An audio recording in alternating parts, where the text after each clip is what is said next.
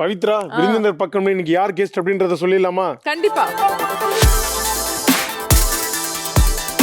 கானா பாடகர், பாடலாசிரியர் மற்றும் குணச்சித்திர நடிகர் திரு பெப்சி தாஸ் அவர்களே இன்றைய நம் விருந்தினர். Let's welcome Ghana singer and actor Pepsi Das.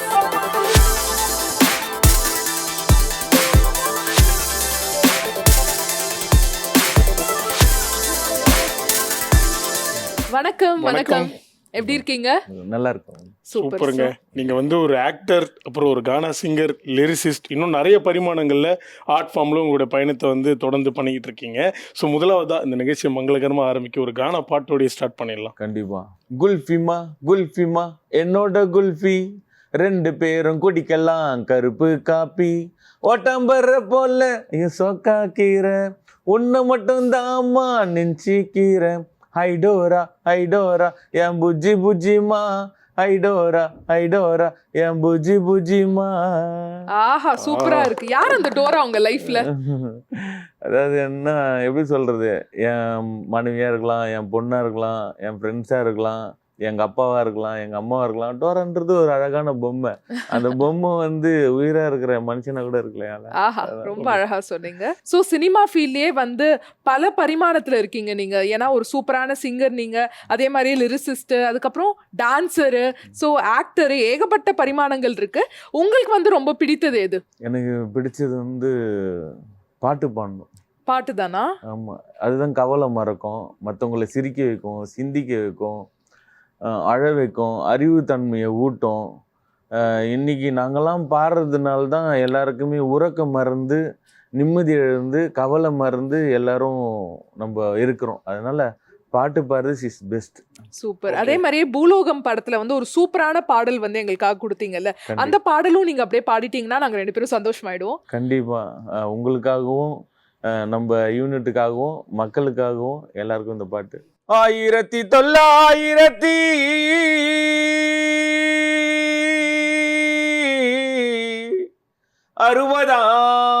வருடம் எங்கள் சென்னை மாநகரினிலே சென்ட் ஜார்ஜ் கோட்டை அருகினிலே ஒரு ஏழை குடும்பத்தில் பிறந்து பிரபல பாக்ஸிங் வாத்தியாராய் வாழ்ந்து எங்கள் ரத்தினம் ஐயா வாங்கி வந்த பூமாலதாவோ ஐயா வாத்தியாரே ஊ மேலதா, குத்து சண்டையில அப்பம் புள்ளையா கட்டி போறண்டோம் மாஸ்டர், இப்போ ஒட்ட வச்சது எங்களை ஏனும் கண்ணீரு அஞ்சலி போஸ்டர். ரத்தின மாஸ்டரு ஐயா ரத்தின மாஸ்டரு, எங்க ரத்தமும் சதையுமாயிருந்த ரத்தின மாஸ்டரு, குடும்பம் குத்தியாருன்னு ஒண்ணுமில்லாம வாழ்ந்துட்டாரு, இந்த வித்தைக்கெல்லாம் இனிமே நாதியாரு, பூலோகந்தா வாத்தியாரு. ஆஹா, அற்புதம். சீரியஸா உண்மையா அந்த ஏத்தையறக்கெல்லாம் இப்போ பேசிட்டு இருக்கிறப்ப ரொம்ப சாஃப்டா பேசுனீங்க. பாட்டுன்னு வரப்போ பயங்கர ஹை பிச்ல கலக்க ஆரம்பிச்சிட்டீங்க.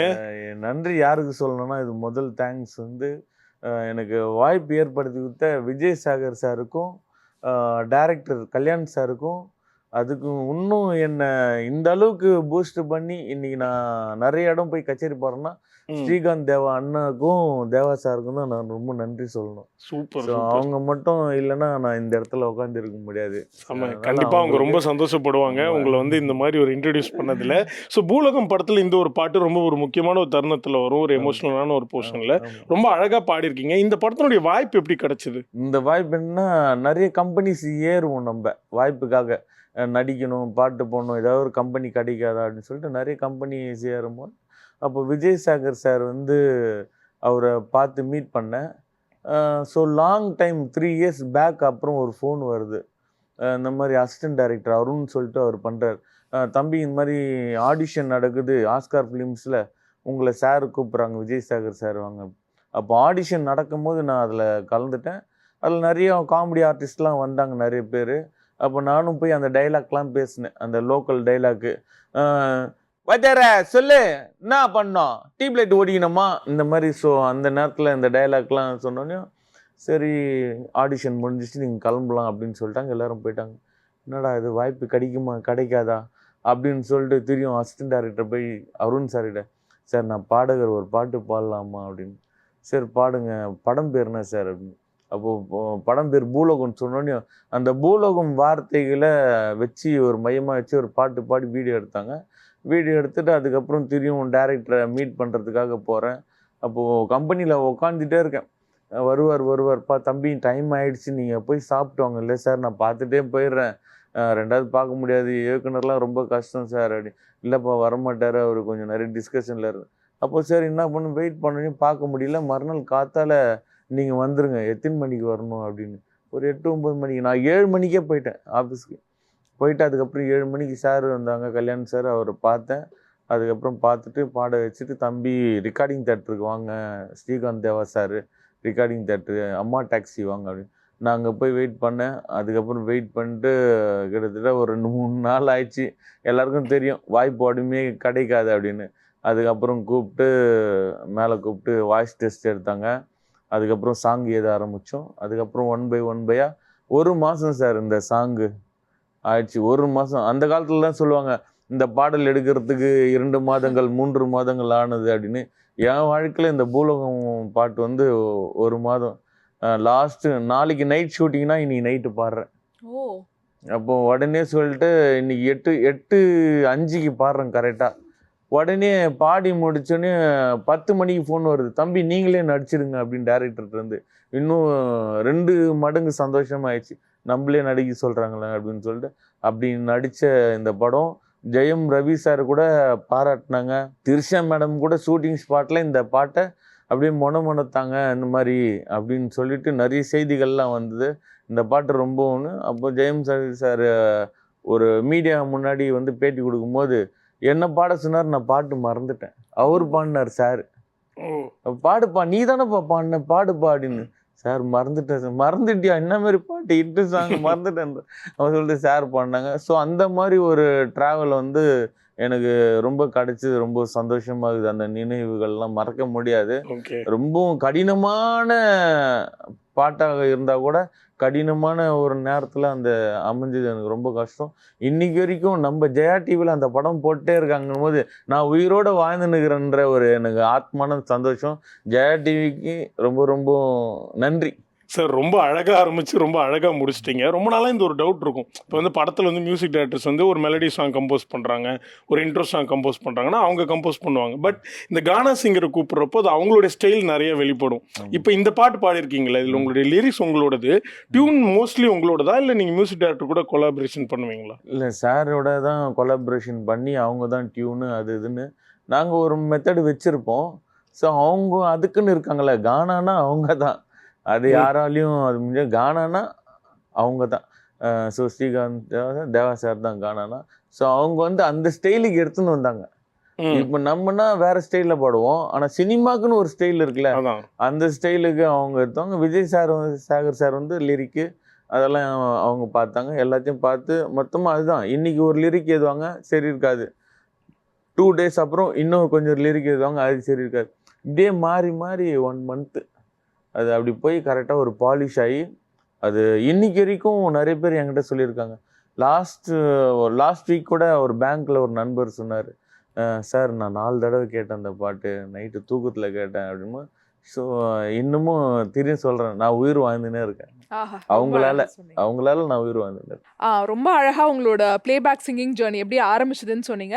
அதே மாதிரியே ஒரு முக்கியமான படத்தில் ஒரு முக்கியமான ஆக்டரோட நடிக்கும் போது டைலாக் மறந்துட்டீங்களாமே, அது என்ன படம், எந்த ஆக்டர்னு நீங்களே சொல்லுங்க. அது ஏன் கேட்குறீங்க? எனக்கு ஷூட்டிங் சொன்னது நேற்று, திடீர்னு உடனே நாளைக்கு ஷூட்டிங் சொன்னாங்க, இன்னைக்கு கூப்பிட்றாங்க. நான் எப்பவுமே வீட்டில் மார்னிங் வந்து ஃப்ரெஷ் ஆகிடுவேன் காலையில். அப்போ திடீர்னு சடனாக தம்பி எங்கே இருக்கீங்க, இந்த மாதிரி நீலாங்கரை பீச் வாங்க அப்படின்னு. சார் என்ன சார் ஷூட்டிங் சொல்லியிருந்தோம்ல, அது இன்றைக்கே வச்சுட்டாங்க அப்படின்னு. உடனே பஸ்ஸை பிடிச்சி வேகமாக போகணும். எங்கே போகிறீங்க சார்? பஸ்ஸில் வரேன். சார் ஆட்டோ பிடிச்சி வாங்க அப்படின்னு. சரி உடனே ஆட்டோ பிடிச்சி, சரி எங்கேருந்து வரீங்க சார்? ஆட்டோ பிடிச்சி வரீங்க. எந்த ஆட்டோ? ஷேர் ஆட்டோப்பா, சாதாரண ஆட்டோவில் வாப்பா, அப்போ தான் நிற்க மாட்டாங்க, சீக்கிரம் வாப்பா. உடனே நார்மல் ஆட்டோ, அங்கேருந்து ஒரு ஆட்டோ பிடிச்சி நேராக போயிட்டு கடகன்னு போகிறேன். ஆர்டிஸ்ட் உட்காந்து இருக்காங்க. ஆர்டிஸ்ட் வந்துட்டாங்க, பார்த்தா ஆர்யா சார் மாதிரி இருந்தது. ஓ ஆர்யா சார் படம் பழுகுது. சரி போயிட்டு காஸ்டியூம்லாம் மாற்றி கீத்தி டைலாக் சொன்னார் விஜய் சார். இது மாதிரி தம்பி சொல்லு, என்ன வேணும்னு கேளு, என்ன வேணும் அப்படின்னு. நிலா இதெல்லாம் எனக்கு அவர் சார் வந்து என்ன பேச போகிறாருன்னு எனக்கு தெரியாது விக்ரம் சார். அப்புறமா தான் தெரியும் அவன் ஆர்யா சாரில் போல விக்ரம் சார். ஸோ 2 பேருக்கும் க்ளோஸாக பேசிட்டாங்க. வச்சோன்னையும் என்ன வேணும், நிலா வேணும் அப்படின்னு அப்படியே டைலாக்லாம் மறந்துச்சு. கலாய்க்கிறார் பொழுது நிறைய ஆர்டிஸ்ட் ஷூட்டிங் ஸ்பாட்டில் கலாய்க்கிறலாம் நான் பார்த்துக்கிறேன். வெறுப்பேற்றவங்க இந்த மாதிரிலாம் நடக்கும் அப்படின்னு யோ டைலாக் சொல்லி அடுத்தது அப்படின்னு. சார் அவர் என்ன சார் பேசுகிறாரு? ஓ அவர் டைலாக் பேசுகிறாரு, நீ டைலாக் பேசியா, என்னங்க விஜய் என்ன அப்படி இப்படின்னு கேட்குறாரு சார். உடனே யோ இங்கே வாயா, அவரோட டைலாக்கே அவரோட நடிப்பே அதுதான்யா, அதுதான் சார் மறந்துட்டேன் நான் அப்படின்னு. தெரியும் அகெயின் ஸ்டார்ட்னு அடுத்த ஷார்ட் பண்ணேன். கரெக்டாக பேசிட்டேன், க்ளோஸ் வச்சாங்க, நம்மள சூப்பராக நடிச்சிங்க அப்படின்போது சார் வந்து நல்லா நடிச்சேன்னு என்னை பிளெஸ்ஸிங் பண்ணார். பரவாயில்ல, 2வது டேக்கு முதல் டேக்கு நான் என்ன பண்ணுறேன்னு தெரியாது, நீ நல்லா வளரணும்னு சொல்லிட்டு அந்த நேரத்தில் பிளெஸ்ஸிங் பண்ணார். இன்னமும் எனக்கு நிறைய படங்கள் எல்லாம் அப்படியே போயிட்டுருக்கு. மீண்டும் அவர் கூட நடிக்கிற வாய்ப்பு எனக்கு கிடைக்கலன்றது தான் வருத்தம். பட் எகைன் எங்கேயாவது பார்த்தீங்களா விக்ரம் சார் இந்த மாதிரி ஏதாவது ஒரு மேடைகள்லையோ சினிமா ஃபங்க்ஷன்லையோ? வாய்ப்புகளே இல்லை. ஓ இல்லை, அதாவது ஒன்ஸ் மட்டும்தான். ஜெயம் ரவி சார் கூட அந்த நேரத்தில் ட்ராவல் பண்ணது தான், அதோட வாய்ப்புகளே இல்லை. அதே மாதிரி விக்ரம் சாரும் ஒன் டைம் மீட் பண்ணது தான், வாய்ப்புகளே இல்லை. புறம்போக்கு என்கிற பொது உடைமை Arya sir Vijay Sethupathi sir one time meet பண்ணது தான், அதோட இல்லை, அவ்வளோதான். நான் எப்பவுமே யாருமே டிஸ்டர்ப் பண்ண மாட்டேன். ஸோ ஆனால் டிஸ்டர்ப் பண்ணுன்னு சொல்லுவாங்க, ஆனால் டிஸ்டர்ப் பண்ணும்போது 2வது கூட மாட்டாங்களே, அதனால யாரையும் டிஸ்டர்ப் பண்றது இல்ல. ஓகே. ஸோ எப்படி இந்த பக்கம் டயலாக் மருந்து ஒரு சம்பவம் நாங்கள் கேள்விப்பட்டோமோ, இன்னொரு சம்பவம் கேள்விப்பட்டோம். ஒரு கெட்டப்பாவே நீங்கள் ஒரு 6 நாள் வாழ்ந்தீங்களாம், அங்கே நிறைய பிரச்சனைகள்லாம் நடந்துச்சா? அது என்ன கெட்டப், என்ன படம்? சார் அதுவும் பெரிய கதை சார். அது வேங்கைன்னு சொல்லிட்டு படம் தனுஷ் சார்து. அப்போது இங்கேருந்து காரைக்குடி போயிட்டோம், ரயில்வே ஸ்டேஷனுக்கு போயிட்டு எல்லாம் செலெக்ஷன் பண்ணாங்க. நான் கொஞ்சம் முடியெல்லாம் லென்த்தாக வச்சுருப்பேன். அப்போது தம்பி நீ டைலாக் பேசுவா, நீ டைலாக் பேசுவா அப்படின்னாங்க. எல்லாம் பேசுவேன் சார், நானும் நல்லா பேசுவேன் சார் அப்படின்னு கையை தூக்குனேன். யாரா அவன் கையை தூக்குறாரு, நீ வா அப்படின்னு, என்ன டைலாக் பேசு அப்படின்னு சொல்லி கொடுத்தாங்க டைலாக்கு. ஒரு 2 டைலாக் கொடுத்தாங்க பேசுவேன். சரி இந்த தம்பிக்கு மேக்கப் போடுங்க அப்படின்னு சொல்லிட்டு ஒரு சீனியர் மேக்கப் போட்டார். பார்த்து சட்டையெல்லாம் கீழ்ச்சி விட்டார். தம்பி ஓன் சட்டையா? ஆமாம் சார். இந்த சட்டையை கீழ்ச்சிடலாமா சார்? போகும்போது வேறு கம்பெனியில் வாங்கி கொடுப்பாங்கப்பா அப்படின்ட்டார். சரி ஓகே, சரி கீழ்ச்சிடலாம்னு சொல்லி எல்லாம் பண்ணிக்கின்னு மேக்கப்லாம் போட்டு ரெடி அப்படின்னு சொல்லிட்டு எல்லாம் ஷார்ட் போயிட்டாங்க. அப்படி என்னை கூப்பிடுவாங்கன்னு நினச்சேன் சார், கூடவே இல்லை. ஓ ஃபுல் டே. ஆமாம், மதியானம் பிரேக் விட்டாங்க. பரவாயில்ல, நல்லா வேலை வாங்குறாங்க, உட்கார வச்சு சாப்பாடு போடுறாங்கடா, நல்ல கம்பெனிடா அப்படின்னு சொல்லிட்டு போயிட்டேன். சரின்னு சொல்லிட்டு அப்படியே சொல்லிட்டு ஈவினிங் டிஃபன் கொடுத்தாங்க, ரூமுக்கு போயிட்டாச்சு. மறுநாள் அகைன் தெரியும் போகிறோம் அதே ஷூட்டிங் ஸ்பாட்டுக்கு தான், ரயில்வே ஸ்டேஷனுக்கு. தெரியும் மேக்கப் போடுறாங்க அப்படின்னாங்க. ஆனால் எப்போனா கூப்பிடுவாங்க அப்படின்னு. யோ இருக்கிற எவ்வளோ வேலை உக்காரியா கூப்பிடுவாங்க அப்படின்ட்டார். சரி தெரியும், மறுநாள் ஸ்டார்ட் ஆச்சு. ஆனால் எப்போனா கூப்பிடுவாங்க அப்படி. அப்போ அங்கே இருக்கிறவங்க எல்லாருமே என்னை பார்க்குறாங்க. நானும் எவ்வளோ நேரம் தான் உட்காருது, இந்த பக்கம் நடக்கிறது அந்த பக்கம் நடக்கிறது. லாஸ்ட் 6வது நாள் மணி ஒரு லஞ்ச் டைம் இருக்கும். ஒரு போலீஸ் கூப்பிட்டு கத்தர்னு வலிக்கிறாரு. அப்படியே அப்படின்னு, சார் நடிக்க வந்துக்கிறேன், 1 வாரமாக சுற்றிக்கிறேன்னு ஃபோன் வருது எனக்கு, நீ நடிக்கிறன்றா என்ன யாரையா நீ அப்படின்னு சொல்லிட்டு. அப்புறம் சார் இல்லை கூப்பிட்டாங்க எல்லாரும். சார் ஆர்டிஸ்ட் அப்போ தான் ஹரி சாருக்கே தெரியுது, ஓ இப்படி ஒரு கேரக்டர் ரோல் போட்டு மேக்கப் வச்சுக்கிறேன்றத. அதுக்கப்புறம் கூப்பிட்டு தம்பி அந்த இதோண்ட போய் உட்காரு, மேலே உட்காரு, ரெடி டேக், நீ எதுவும் பேசலாம், டைலாக்லாம் கிடையாது, அவர் அப்படியே பார்க்குற தனுஷ் சாரை பார்க்குறது தான் க்ளோஸ் அப் ஷாட்டு. இன்றைக்கும் நீங்கள் படம் பார்த்தீங்கன்னா அது ஷாட் இருக்கும். அந்த ஒரு ஷாட்டுக்காக 6 நாள் சார். இதுதான் என்னோட முயற்சியும் வெற்றியும். எவ்வளோ பொறுமையாக இருப்போம்னு ஜெயிப்பேன்னு சொல்லுவாங்க. உண்மையிலே நான் தனுஷ் சார் கூட நடிச்சது ரொம்ப பெருமையாக படுறேன் உண்மையிலே. ஏன்னா ஒரு நடிகனும் பார்ப்பது மிக கடுமை, ஆனால் அந்த நடிகன் கூட நடிப்பதே பெரிய பெருமை. அதனால தான் எனக்கு ரொம்ப சந்தோஷமாக இருந்தது. இந்த மாதிரி நம்ம வாழ்க்கையில் நிறைய ட்ராவல் பண்ண ஒரு நடிகர் கூட எல்லாமே அப்படியே போயிட்டு அமைஞ்சிருச்சு. கடைசியாக வந்து இந்த கம்பெனிலேருந்து சட்டை கொடுத்தாங்களா இல்லையா? இல்லை சார், கொடுக்க மாட்டாங்க சார். ஏன்னா நிறைய கம்பெனியில் அப்படி தான். அது வந்து டேரக்டர் மூலியமாக போனால் தான் டேரக்டர் வாங்கி கொடுப்பாரே தவிர ப்ரொடக்ஷன் வாங்கி கொடுக்காது. Okay. அதனால Okay. டிஸ்டர்ப் பண்றது இல்ல. ஸோ 2 இம்பார்ட்டண்ட்டான மூவிஸ் வந்து நடிச்சீங்கல்ல. அதுக்கப்புறமா பட வாய்ப்புகள் வந்து உங்களுக்கு எவ்வளோ ஃப்ரீக்வெண்ட்டா கிடைக்க ஆரம்பிச்சது? இப்போ டக்கு டக்குன்னு நிறைய படம் அதான் சொன்ன முதல் காட்சியாக இருக்கும். இந்த கட்டர் தமிழ் படம் ஜீவா சார் அதில் பண்ணியிருப்பேன். அந்த ரயில்வே ஸ்டேஷனில் ஒரு டைலாக், நீ வாங்குறியா நான் வாங்குறியான்னு டைலாக் நான் பேசும்போது அவர் எங்கே நம்மள போட்டுற போகிறாருன்னு சொல்லிட்டு நான் பேக் அவுட் ஆகும்போது ஒரு ஷாட் வைப்பாங்க. ஸோ அந்த மாதிரி யோகி இந்த மாதிரி இந்த மாதிரி நிறைய தொடர்ந்து வந்துன்னு இருந்தது. அதுக்கப்புறம் திடீர்னு சடனாக பிளாக் ஆயிடுச்சு. ம். Okay. எதுவுமே இல்லை. அப்புறம் வெறும் ஷோஸ் மட்டும்தான், சீரியல்ஸ் இந்த மாதிரி சீரியல்ஸ் அந்த மாதிரி நிறைய அப்படி இப்படின்னு போனால இப்படியே போயிடுச்சு. அப்புறம் அம்மா புரட்சி தலைவி அம்மா இறந்த பிறகு ஒரு ஆல்பம் ஒன்று போட்டேன். அவங்களுக்காக பாட்டு, ஒரு கிராமத்து ஸ்டைலில் ஒரு பாட்டு போட்டேன். இந்த மாதிரி அப்படியே ஒன்று ஒன்றா ஒரு விஷயங்களா அப்படியே கடந்து அப்படியே போயிடுச்சு. அதே மாதிரியே நம்மளோட சினிமா வட்டாரத்துல நிறைய ஃப்ரெண்ட்ஸ் உங்களுக்கு இருக்காங்க. அதுலயும் நிறைய காமெடி ஆர்டிஸ்ட், இப்போ ரொம்ப ஃபேமஸா இருக்கிற நிறைய காமெடி ஆக்டர்ஸ்லாம் உங்களுக்கு ஃப்ரெண்ட்ஸ்ல யாரெல்லாம் உங்களோட ஃப்ரெண்ட்ஸ்? ஒரு சீரியலில் என்னோட நெருங்கிய நண்பர் 10 ஆண்டுகள் யோகி பாபுவோட ஓ. பயணிச்சிருக்கேன். அவரோட நடந்து போகும் நாட்கள்ல இருந்து பழகி அந்த மாதிரி நல்லா பழகிறோம். எப்படி சொல்றது, எங்கள் வீட்டுக்கு வந்திருக்காரு, ஓ. எல்லாம் ஜாலியாக பார்த்துருக்கோம். யோகி படத்துலேயும் நடிக்கும்போது நம்ம எல்லாம் பார்த்துருக்கோம். நிறைய ட்ராவல், அவரோட நிறைய பரிமாற்றங்கள், உட்காந்து கானா பாடுறது ஷூட்டிங் ஸ்பாட்டில், அது மாதிரி அண்ணன் தம்பி மாதிரி அந்த மாதிரி ஒன்றா எல்லாமே சாப்பிட்றது போகிறது அப்படிலாம் இருந்திருக்கோம். இந்த மாதிரி ஒரு ஜாலி வாழ்க்கை, அது மறக்க முடியாது. இன்றைக்கும் ஒரு நண்பன் மேலே போயிருக்கான், இன்றைக்கும் வந்து எனக்கு சந்தோஷம் சொல்லுவேன், என் நண்பன் மேலே போயிட்டான் அப்படின்னு சொல்லிட்டு சொல்லுவேன். சரி அப்போ பேசுனீங்களா அப்படின்னு. நண்பன் மேலே போனால் பேசக்கூடாது, பக்கத்தில் இருந்தால் தான் பேசணும். அதுதான் என்னோட தாட்டு. யாரையும் வந்து எப்பவுமே சரி, ஒரு நம்மளோட மேலே உயர போகிறாங்கன்னா நம்ம வந்து அவங்கள வந்து எப்பவுமே புள்ளையாக இருந்தாலும் தாயாக இருந்தாலும் ஒரு புள்ள மேலே போனால் என்ன பண்ணணும், உட்காந்து கை தட்டணும், அதுதான் மகிழ்ச்சி.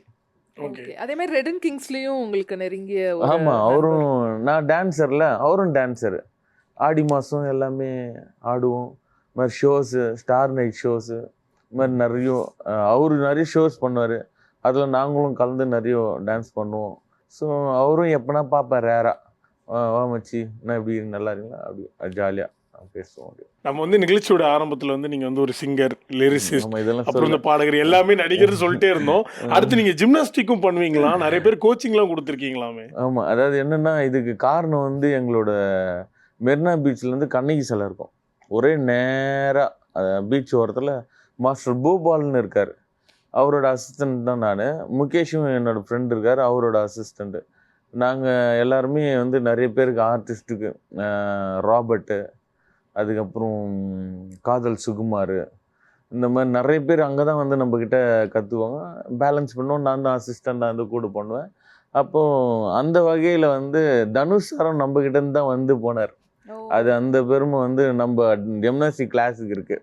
ஒரு 18 வயசு இருக்கும், அவர் அப்போ +2 படிக்கிறாருன்னு நினைக்கிறேன்.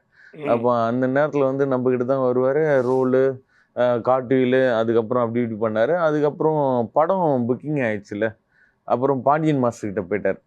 அப்போ ஸ்டார்டிங்கில் இதெல்லாம் வந்து என்னோட வரலாறுல சார்ந்து எனக்கு கொஞ்சம் பெருமையாக இருக்குது. இவங்கெல்லாம் நம்ம கூட இருந்துட்டு ட்ராவல் பண்ணும்போது எனக்கு ரொம்ப சந்தோஷமாக இருக்குது. அதனால் நீங்க சொன்னீங்க நிறைய நண்பர்கள் இருக்காங்க, இந்த மாதிரி தெரிஞ்ச நிறைய நடிகர்கள் இருந்திருக்காங்க.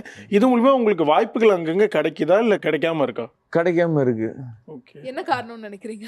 எனக்கு தெரியல, அவங்களுக்கு வாய்ப்பு கிடைக்கல, அதனால எனக்கு கிடைக்கல. நீங்க கேட்டிருக்கீங்களா இந்த மாதிரி ஆப்பர்ச்சுனிட்டிஸ்லாம்? ஏன்னா நிறைய ஃப்ரெண்ட்ஸ் வந்து சினிமா ஃபீல்ட்ல இப்ப நல்ல டாப் பொசிஷன்ல இருக்காங்க.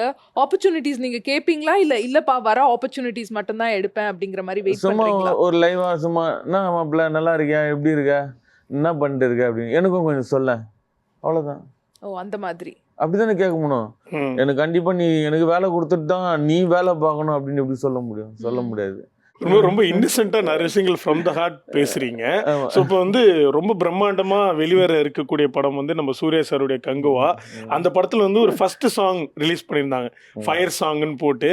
அந்த சாங்ல உங்களால தான் அந்த ஃபயர்லாம் வந்துச்சான். அந்த கதையை பத்தி சொல்லுங்க. அவங்க ரமேஷ்னு ஒரு ஃப்ரெண்டு இருக்காப்புல ஃபயரு, அவர் சொல்லியிருந்தாப்புல இந்த மாதிரி முகேஷ்னு ஒரு ஃப்ரெண்டுக்கிட்ட இந்த மாதிரி ஃபயர்லாம் பண்ணணும் அப்படின்னு சொல்லிட்டு. அப்போ என்ன நம்ம டீம்லாம் செட் பண்ணிவிட்டு அப்போ அங்கே போயிட்டு அந்த ஃபயருக்கு ஸ்டிக்கு அது சுற்றுறதுக்கே கிட்டத்தட்ட 5 மணி நேரம் ஆகும். அதை ரெடி பண்ணுறதுக்கு ஸ்டிக்கு கிட்டத்தட்ட 40 ஸ்டிக் ரெடி பண்ணணும். எல்லாருக்கும் 2 ஸ்டிக்கு. ஒரு சாங் ஃபுல்லாக ஊற்றிட்டே இருக்கும். இந்த இடம்லாம் அப்படியே வலிக்கும். அப்படியே ஃபயர் டீசல் ஃபுல்லாக டீசல். இந்த டீசலை ஊத ஷார்ட் போயிட்டே இருக்கும். அப்படியே ஃபுல்லாக இந்த டீசல் இன்ச்சாக உள்ள தொண்டையில் இறங்கும் உள்ள. ஸோ இதெல்லாம் நம்மளோட உடம்பை வருத்தி அந்த மாதிரி அந்த சாங்கை வந்து ரொம்ப ஹிட்டு கொடுக்கறதுக்காக எங்களோட எஃபெக்டும் அதில் இருக்குது. ஸோ அந்த மாதிரி ரொம்ப கஷ்டப்பட்டு டீசலை ஊதி ஃபுல்லாக. அதுக்கப்புறம் மிஷின் ஃபயரும் வைக்கிறாங்க. ஆனால் இந்த பஃப் அடிக்கிறலாம் ஃபுல்லாக நம்ம தான் எல்லாமே. நம்ம கூட இருக்கிற ஃப்ரெண்ட்ஸ் எல்லாருமே சேர்ந்து எல்லாமே பண்ணோம். ஒரு நாளைக்கு 80 லிட்டர் டீசல் வரும். அது 8 பேரும் பிரிச்சுக்கணும் 10 அப்போ ஒரு நாளைக்கு 10 லிட்டர்னா 6 நாள் என்ன ஆகுது? 60 லிட்டரு. அந்த 60 லிட்டரில் ஒரு 5 லிட்டராவது எந்த வயிற்றுல இருக்கும்ல. ஸோ இந்த மாதிரி ஒரு ரிஸ்கியான சீக்வன்ஸ்லாம் எடுக்கும்போது நீங்களே உங்களுக்காக என்னென்ன மாதிரியான சேஃப்டி மெஷர்ஸ்லாம் எடுத்துப்பீங்க? நெருப்புன்றது வந்து ஒரு அப்படி பிடிச்சிடும். ஸோ அதை வந்து காற்று எந்த வாக்கில் போதோ அந்த வாக்கில் தான் அந்த ஃபயர் பண்ண முடியும். காற்று நம்ம திசை அடிக்கும் போது நம்ம பண்ணும்போது நம்ம முகத்தில் தான் படும். ஸோ அவ்வளோ ரிஸ்க் எடுத்து தான் அந்த ஷார்ட்டே எடுத்தாங்க. எல்லாருமே உழைச்சாங்க, சும்மா சொல்லக்கூடாது. டான்ஸஸ்லேருந்து லைட்ஸ்மேன்லேருந்து ப்ரொடக்ஷன்லேருந்து ரொம்ப கஷ்டப்பட்டு எடுத்தாங்க இந்த சாங்கை. அந்த சாங் எப்படியும் ஹிட் ஆகிடும். ஆனால் அந்த அளவுக்கு சூர்யா சார் கூட ரொம்ப கஷ்டப்பட்டு தான் பண்ணார். ஒரு ஷாட்டும் அந்த நெருப்பு ஃபுல்லாக அனல் இருக்கும். ஆனால் அந்த இடமே கூலிங்காக இருக்கும். அப்படியே பெரிய ஒரு ஊட்டி மாதிரி இருக்கும். அந்த இதில் தான் இவிபியில் அதில் தான் எடுத்தாங்க. ரொம்ப பிரம்மாண்டமான சாங்கு. ரொம்ப கஷ்டப்பட்டோம். இல்லை, பொதுவாக இந்த மாதிரி நீங்கள் வந்து ஒரு ஃபங்க்ஷனில் போய் ஒரு ஃபயர் டான்ஸ் ஆடுறீங்கன்னா வந்து அந்த குறிப்பிட்ட நேரத்தில் அது முடிஞ்சிடும். பட் இதில் வந்து இந்த ஒரு ஷார்ட் சரியில்லைன்னா ஒரு ரீடேக் எடுப்பாங்க. அந்த மாதிரி நிறைய ரீடேக் எடுக்க நீங்கள் அந்த ஃபயர் கான்ஸ்டன்ட்டாக போட்டுகிட்டே இருக்கணும். அப்போ கத்துவாங்க, எங்கேயா இருக்கிறான் அங்கே அந்த பக்கத்தில் காணாம பாரு ஒருத்தன் அப்படின்னு. அவன் வாய்க்கு வலிக்குதுன்னு சொல்லிட்டு வாய் கொப்பளிக்க போவான். முடியாது அவனால். அந்த டீசல் உள்ளே போகும்போது புறக்க ஏறும் சில பேருக்கு. ஏறிச்சுன்னா என்ன ஆகும்? அப்படியே கண்ணெல்லாம் அப்படியே ரெட் ஆகிடும், ஒரு மாதிரி ஆகிடும். அப்போ டக்குன்னு அந்த நேரத்தில் அவங்க ஷார்ட்டு இருக்கிற நேரத்தில் மேலே கோடா மேலே ஏறி அதுலேருந்து ஃபயர் ஊதணும். இந்த மாதிரி எல்லா இடத்துலையும் ரிஸ்கான ஒரு விஷயம், பயங்கர ரிஸ்கான விஷயம். நல்லா பண்ணாங்க எல்லாருமே. பட் நீங்கள் சொன்னீங்க, நீங்கள் ஒரு 10 லிட்டர் ஒரு டீசல் வந்து ஒரு ஆளுக்குன்ற மாதிரி ஒதுக்கியிருந்தாங்க அந்த சாங்குக்கு. நீங்கள் சொன்னீங்க கிட்டத்தட்ட ஒரு 5 லிட்டராது என் வயிற்றுல போயிருக்குன்னு சொல்லி. பட் அதனால எதுவும் சைடு எஃபெக்ட்ஸ் வராதா உங்களுக்கு? வருமே. இப்போ வராது, பின்னாடி வரும். அசால்ட்டாக சொல்கிறீங்க. பழக்கம் ஆயிடுச்சுங்க. ஸோ இதுதான் தொழில். இந்த தொழில் செஞ்சால் தான் நம்ம வயிறு நிரம்போம். ஸோ இதுக்காக தான் கஷ்டப்படுறோம். ஸோ இதை போயிட்டு எனக்கு பின்னாடி எஃபெக்ட் வரும், நான் பண்ண முடியாதுங்கன்னா வேற ஒருத்தர் பண்ணுறதுக்கு இன்றைக்கி ரெடியாக இருக்காங்க. அந்த மாதிரி ஒரு தொழிலும் நான் பண்ண மாட்டேன்னா அடுத்தவங்க ரெடியாக இருக்கான். ஸோ என்னோட உடம்பை வருத்தி நான் தொழில் செஞ்சால் தான் என் வயிறு நிரம்பும். அதே மாதிரி நான் பாட்டு கானா பண்ணால் ஒரு வீட்டில் ஓலை விழுந்தால் தான் என் வீட்டில் ஒலையே எரியும். அப்போது ஒரு வீட்டில் ஓலை இல்லைன்னா என் வீட்டில் ஒலை எரியாது. ஸோ இதுதான் என்னோட வாழ்க்கை. ஸோ ஆக்சுவலாக வந்து ஏகப்பட்ட விஷயங்கள் நீங்கள் பண்ணுறீங்க. ஏன்னா சிங்கராக இருக்கீங்க, சொன்ன மாதிரி லிரிசிஸ்ட்டு, கானா பாடல்கள்லாம் ரொம்ப அற்புதமாக பாடிட்டு இருக்கீங்க. இதெல்லாம் இருக்கும்போது எதுக்கு இந்த ரிஸ்கான விஷயமும் வந்து நீங்கள் எடுத்துக்கிறீங்க? ஏகப்பட்ட விஷயங்கள் ஆல்ரெடி பண்ணிட்டு இருக்கீங்களே, இந்த ரிஸ்க்கும் வந்து எடுக்கிறதுக்கான காரணம் என்ன? இந்த ரிஸ்க் டான்ஸ்லாம் நீங்கள் கேட்டிங்களே ஏன் வாய்ப்பு கிடைக்கலையா அப்படின்னு. வாய்ப்பு கிடைக்காது தான் இந்த வேலை. ஸோ அந்த வாய்ப்பு எனக்கு கரெக்டாக கிடைச்சிட்டு இருந்ததுன்னா இந்த வேலையை நம்ம எடுத்துருக்க மாட்டோம். ஸோ அந்த வேலை இல்லாததுனால தான் இந்த வேலை இல்லாததுனா அந்த வேலை. ஸோ ஏதோ ஒரு வேலை செய்யணும். பொய் பேசக்கூடாது, திருடக்கூடாதுன்றதான் பெரியவங்க சொல்கிறாங்க. ஆனால் வேலை செய்யக்கூடாதுன்னு சொல்லலை. ஆனால் வேலை செய்யணும், யாரையும் ஏமாற்றக்கூடாது. நம்ம போகிறோம், நம்ம செய்கிற கலைத்துறையில் கலைத்தாய் வந்து நம்மளுக்கு கற்றுக் கொடுத்துருக்காங்க. அந்த வேலையை நம்ம செய்வோம். நம்ம செய்யாமல் எந்த வேலையும் நமக்கு வந்து காசு வர போகிறதில்ல. இந்த ஒரு ஜான் வயிற்றுக்காக தான் நம்ம சம்பாதிக்கிறது. அது மட்டும் கிடைச்சா இந்த உலகத்தில் போதும், வேறு எதுவுமே தேவையில்லை நம்மளுக்கு. இதுதான் நம்மளோட பயணிக்கிற நேரமாக இருக்குது. ஸோ நம்மளுக்கு சாதிக்கணும்னு ஒரு விஷயம் இருக்குது. அதுக்கு என்னைக்கு இந்த உலகம் என்னை கூப்பிட்டு ஒரு பெரிய மேடை ஏற்றி என்னை அலங்கரித்து என்னை அழகு பார்க்குதோ அன்னைக்கு ஒரு பெரிய சலாம் கண்டிப்பாக நம்ம செய்யலாம். ஸோ அது வரைக்கும் என்னோட தேடின்னு தான் இருக்கணும். அதுதானே வேணும் நமக்கு. அதனால வந்து இன்னும் தேடின்னு தான் இருக்கிறேன். இன்னும் நான் பண்ணணும் ஆசை, அச்சீவ்மெண்ட் பண்ணணும் ஆசை. இன்னும் இருக்குது நிறைய, என்னோட வாழ்க்கையில் நிறைய சுவாரஸ்யங்கள் இருக்குது. ஓகே. இப்போ நீங்கள் சொன்னீங்க நிறைய கஷ்டங்கள் இருக்குது, அதனால நான் இந்த வேலைகள்லாம் செய்கிறேன்ட்டு. பட் இந்த கஷ்டத்தில் நீங்கள் வந்து ஒரு கோவிட் டைமில் உங்களால் முடிஞ்ச அளவுக்கு நிறைய பேருக்கு நீங்கள் சாப்பாடுலாம் வாங்கி கொடுத்துருந்துருக்கீங்க. ஆமாம் சார். இப்போ என்னென்னா நிறைய வந்து அந்த கோவிட் டைமில் வந்து இந்த கானா பாடகருக்கெல்லாம் வந்து நிறைய இடத்துல போய் பாடுறாங்க. பாடுறவங்க வீட்டில் போயிட்டு கொரோனா வந்துச்சு, நான் உங்கள் வீட்டில் வந்து இறந்துட்டாங்க, நான் அப்போ பாடினேன், இப்போ ஒரு 100 ரூபா கொடுங்கன்னா கொடுக்க மாட்டாங்க. அப்போ நான் போய் நிறைய இடத்துல கையேந்தி என்கிட்ட இருந்ததும் எடுத்து ஒரு 200 கிலோ அரிசி வாங்கி எல்லா கானா பாடகருக்கும் கொடுத்த அந்த நேரத்தில் அது இன்னைக்கு வரைக்கும் பேசப்படுது. இந்த மாதிரில நிறைய பேருக்கு வந்து மருத்துவ ரீதியாக எனக்கு தெரிஞ்ச மருத்துவத்துறையில் சில பேர் இருக்காங்க, நண்பர்கள்லாம் இருக்காங்க. அவங்களுக்கு ஸ்கேனு ஃப்ரீயாக எடுக்கிறது, அல்ட்ராசவுண்டு ஃப்ரீயாக போய் சீக்கிரமாக இது பண்ணுறது, ஏதாவது முடியாத காரியங்களை மருத்துவத்தில் எனக்கு தெரிஞ்சவங்க மூலியமாக போய் அது இதுன்னு ஃப்ரீயாக செய்கிறது நம்ம சில பத்திரிக்கையில் கூட வந்திருக்கேன் நான். அது மாதிரி நம்மளால் முடிஞ்சது பண்ணணுங்க, பண்ணாமலாம் இருக்கக்கூடாதுங்க. அதுக்கு தாங்க கடவுள் நம்மளை படிச்சிருக்காரு. ஓகே, ரொம்ப அழகாக சொன்னீங்க. அதே மாதிரியே நம்மளோட சினிமா ஃபீல்டில் என்னென்ன மாதிரியான ஆக்டிங் சான்ஸ்க்காக வெயிட் பண்ணிட்டு இருக்கீங்க? இந்த மாதிரிலாம் ரோல்ஸ் கொடுத்தாங்கன்னா சூப்பராக இருக்கும்பா அப்படின்னு என்ன மாதிரியான ரோல்ஸ்க்காக வெயிட் பண்ணுறீங்க? நான் இன்னும் வளரலையே, நான் எது கொடுத்தாலும் பண்ணி தானே ஆகணும். நான் எது கொடுத்தாலும் பண்ணுவேன். மேலேருந்து கீழே உயிர சொன்னாலும் உயிடுவேன், கீழே இருந்து மேலே படிக்கட்டில் ஏறி நடக்க சொன்னாலும் நடக்குவேன். அதனால எந்த ரோல் கொடுத்தாலும் நான் பண்ணுவேன். ஏன்னா எல்லா ரோலும் நடிச்சிட்டேன். நான் நண்பனாகவும் நடிச்சிட்டேன், எப்படி சொல்கிறது, ஒரு பெக்காராகவும் நடிச்சிட்டேன், ஒரு வில்லனாகவும் நடிச்சிட்டேன், எல்லாமே நடிச்சிட்டேன். ஹீரோவும் நடிக்க முடியாது, வாய்ப்பு இல்லை. ஏன்னா முகம் இல்லை, ஏன்னா நானே தான் சொல்லிக்கணும் ஏன்னா முகம் இல்லைன்னு. ஏன்னா உங்களுக்கு முகம் இருக்குங்க, நீங்கள் ஹீரோவாக நடிக்கலாம் அப்படின்னு சொல்லிட்டு யாருன்னா ப்ரொடியூசரும் டேரக்டரும் தான் கண்டிப்பாக நடிப்பேன், வாய்ப்பு கொடுங்க. ஓகே, கண்டிப்பாக நடிக்கலாங்க. உங்கள் நண்பர் வந்து அது நிறைய விஷயத்தில் பிரேக் பண்ணியிருக்காரு, யோகி பாபு அவர்கள். இன்னைக்கு லீடாக நிறைய படங்கள் நடிக்கிறாரு, அவரே ஒரு இன்ஸ்பிரேஷன் உங்களுக்கு, அப்படி நீங்கள் சொல்லிடவே கூடாது. உங்கள் மேலேயே உங்களுக்கு கான்ஃபிடன்ஸ் இருந்தால் கண்டிப்பாக என்ன வேணால் நடக்கலாம். ஆமாம், கண்டிப்பாக இருக்குது, நான் பண்ணுவேன் நம்பிக்கை இருக்குது. இப்போ நானே நிறைய சாங் எழுதி, நானே மியூசிக் பண்ணி, நானே கம்போசிங் பண்ணி, நானே நடித்து ஆடி ஒரு சாங் போட்டிருக்கேன், நிறைய சாங் போட்டிருக்கேன். அம்மா பற்றி பாடி நானே நடித்து போட்டிருக்கேன். ஸோ என்ன நானே செதுக்கி யூடியூப்பில் போட்டிருக்கேன். ஜெயிச்சுட்டு தான் இருக்கேன், இன்னும் ஜெயிச்சிடுவேன். ஏன்னா ஜெயாவுக்கு வந்துட்டேன்ல, இன்னும் ஜெயிச்சிடுவேன். ஏன்னா அன்னைக்கு பேட்டி கொடுத்தவர் தான் எங்கள் அண்ணன் உலகநாதன். உடனே சித்திரம் பேசுதடி வாய்ப்பு கிடச்சிச்சு, உடனே கிடச்சிச்சு, உடனே அப்படி போட்டாரு, எங்கேயோ போயிட்டாரு அண்ணன். அது மாதிரி நான் இன்னைக்கு உட்காந்துக்கிறேன், நான் நாளைக்கு எங்கேயோ போயிடுவேன். கண்டிப்பா அதனால சீக்கிரமே ஒரு ஹிட் சாங் உங்களுக்காக வெயிட்டிங்ல இருக்கும், நாங்களும் ப்ரே பண்ணிக்கிறோம். ஸோ அடுத்தடுத்து என்னென்ன படங்கள்ல பணி காத்துட்டு இருக்கு? இப்போ பார்த்தீங்கன்னா இப்போ ஃப்ரெண்ட்ஸு வந்து ஒரு படம் ப்ராஜெக்ட் சொல்லியிருக்காங்க. அந்த படத்தில் வாய்ப்பு கிடச்சிருக்கு, ஃப்ரெண்டாக நடிக்கிறது தான் வாய்ப்பு கிடச்சிருக்கு. போயிட்டுருக்கோம். நம்மளும் ஒரு ப்ராஜெக்ட் ஸ்டார்ட் பண்ணுறோம், அதுலேயும் நம்ம நடித்து நம்ம பாடுற மாதிரி இந்த மாதிரி கிராமத்து சாங்கெல்லாம் வந்து பண்ணணும் அப்படின்னு சொல்லிட்டு ஒரு சாங் இருக்குது. அது ஒரு வரி கேளுங்க. உன்னை விட்டு போக மாட்டேன், என் உசுறு இருக்கும் வர, நீ தாண்டி என் உலகம் பூமியிலே வாழும் வர, என் அழகே என் அழகே,